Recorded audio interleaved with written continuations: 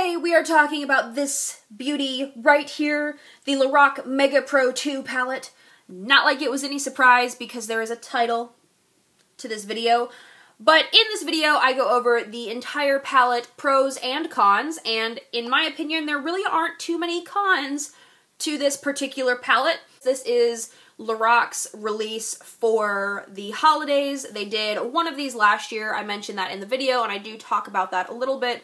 So without further ado, let's go ahead and jump into the review and the demo. Before we get into me applying the eyeshadows, I just want to talk a little bit about the palette. This is the Lorac Mega Pro 2. They did release one of these last year, hence the 2. It was red, however, and it had a lot more warm tones in it. We'll talk about that in a minute though. However, last year this Mega Pro palette was such a limited release that it was very difficult to find, and it sold out completely really quickly. And I feel like this year this one is not such a limited release. This was released on October 4th, and I believe it is an Ulta exclusive and a Lorac website exclusive. Obviously, when I went into my Ulta,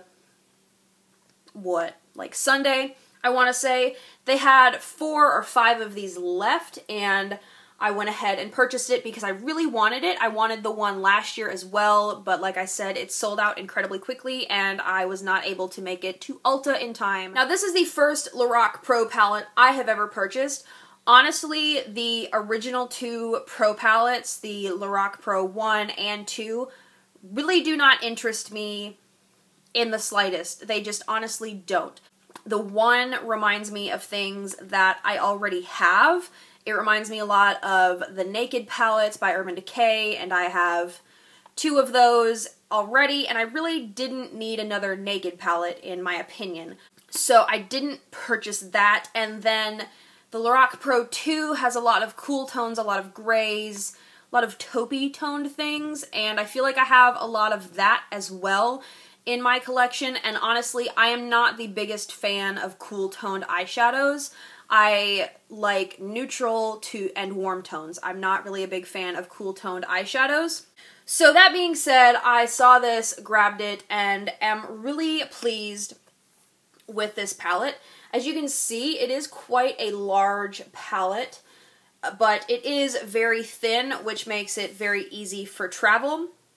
There is a magnet in the palette here that helps to keep it shut, which I appreciate.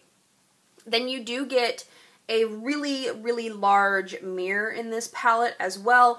However, there's no hinge or anything to hold that mirror up. So if you're actually wanting to use it, you're going to have to prop the mirror up. For me, it really isn't a big deal because a lot of the times I find myself holding the palette up so I can see the mirror much better. And it did come with a protective film over top of it, which I have already removed. And then in here you do get this that overlays the eyeshadows, but I have taken that out. In here you have 32 different eyeshadows. These 2 top rows are all matte eyeshadows, and then these 2 bottom rows are metallic or shimmer shades. And in here you do have a nice mix of warm tones and cool tones. There are a decent amount of matte warm and matte cool tones. It's a good mixture, I guess is what I'm trying to say. So you do have like these warmer transition shades here that are completely matte, which I appreciate. But then you've got some warmer tones down in here as well that are metallic shades. A couple of the standout shades for me are definitely Goji, Burlap, Tangerine, and Tawny.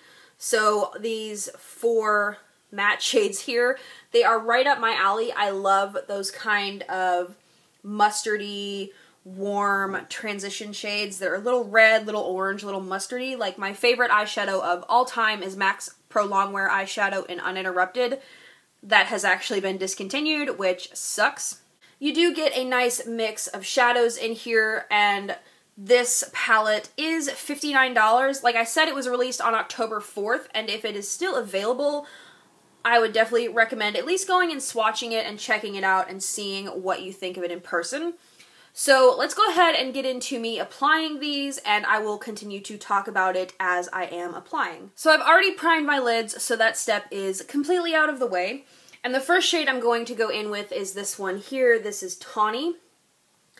And some of these shadows do have a decent amount of kickback, or they're kind of powdery, and I want to kind of relate them to the Kat Von D eyeshadows, where they are quite pigmented, so they do have a lot of kickback or kick up, where there is some powder buildup on top of the eyeshadow once you pull your brush out of it. But that doesn't really bother me all that much because, like I said, I use a lot of Kat Von D eyeshadows, and that's what it reminds me of, so I'm used to that kind of kickback in the pigmentation. But with that, you want to be careful about how much you're picking up on your brush, and just make sure you tap it off decently to make sure you're not just slapping a whole bunch of eyeshadow on there. So I did also just flip my brush over and run Tawny under my lower lash line as well. And now I'm going to switch to a little bit smaller brush and go in with Tangerine, which is this kind of pastel-y, it's not really pastel, but it's not full-on orange either. And I'm just going to focus this right into my crease and really just give some warmth there.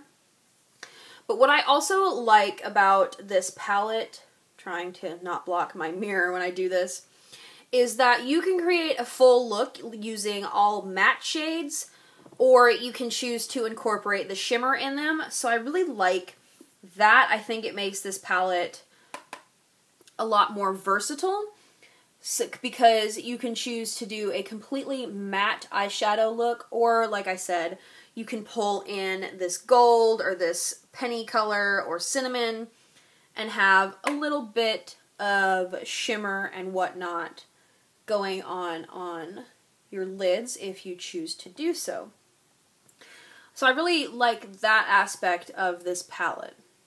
Then on my lid, I am going to use the shade Penny here, which is a very metallic, coppery penny shade. But first, I'm going to pull in a cream color base, and this is by a brand called iTeeny, I believe, and it's their shadow tints, and this is in the shade Spiced Rum. I'm just going to put some of that on the back of my hand, because I don't want too much of this, but I have found with the more shimmery metallic shades that they definitely need a sticky or tacky texture to stick to, or I have found on me anyway that they tend to fade throughout the day. Maybe that's just the lighter shades, I'm not sure, but we're just going to prevent that this way. So I'm taking Penny on a stiff flat brush and just patting that directly on my lid. I think that definitely helped pigmentation wise, and it'll definitely help longevity wise as well by just applying that tacky base down.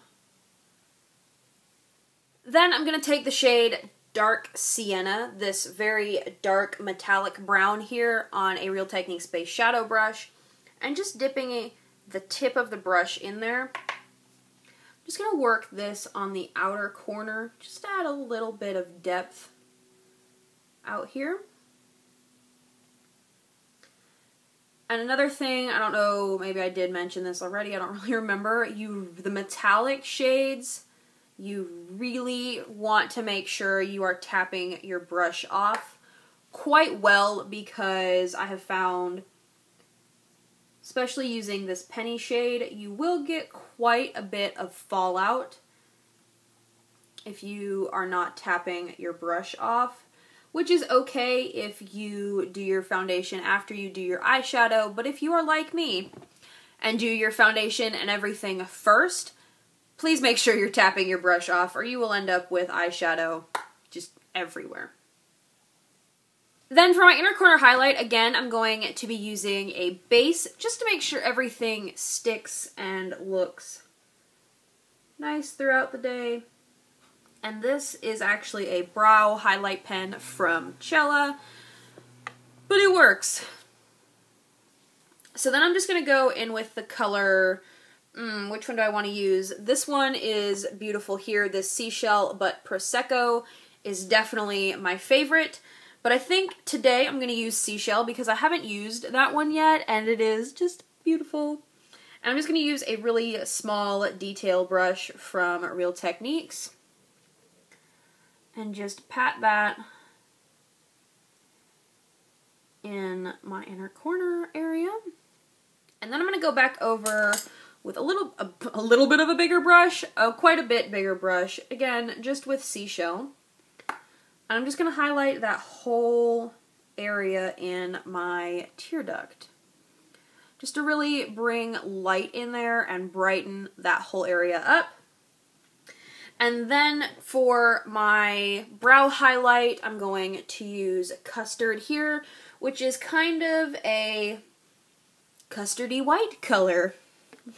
Their names in here I do kind of like, that they're very simple, like, you know, you've got a dark green, and it's called Forest. You've got a gold, which they named Gold Leaf. You've got a gunmetal named Gunmetal. You've got, you know, a peony shade, a sugary white shade, lavender, purple, sorbet, cabernet, which is the color of a wine, and you've just got like black and ash, which are gray.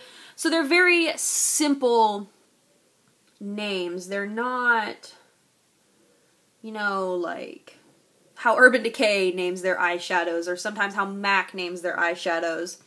I'm also going to take a little bit of that Seashell shade just right under my eyebrow. Not really on the tail end of it, just to give a little shimmer up there.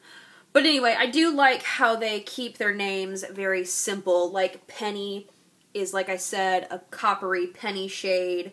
And then you've got, you know, like Black Ivy, which is a very dark blackened green. You know, very simple, easy names. Overall, yes, I do think this palette is a really good palette. Like, the eyeshadows blend really easily.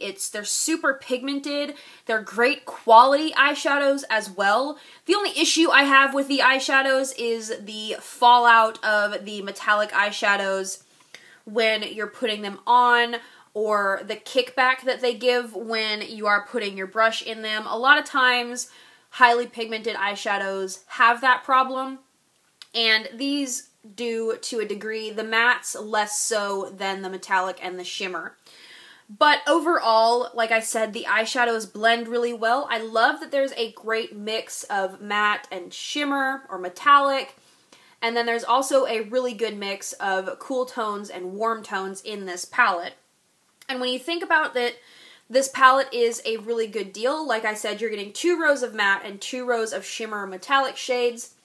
And in a regular Lorac Pro palette, you only get the 2 rows. You get 1 row of matte, 1 row of shimmer, which is a really good mix when you think about it, because you're getting half and half. This retails for $59, like I said. Regular Lorac Pro palettes retail for $42, and you're only getting half of what is in this palette. So it's like you are getting a whole other Pro palette for $17 more, which really isn't a bad deal considering both Lorac Pro palettes retail for $42. And for me personally, I like the color mixture in here better.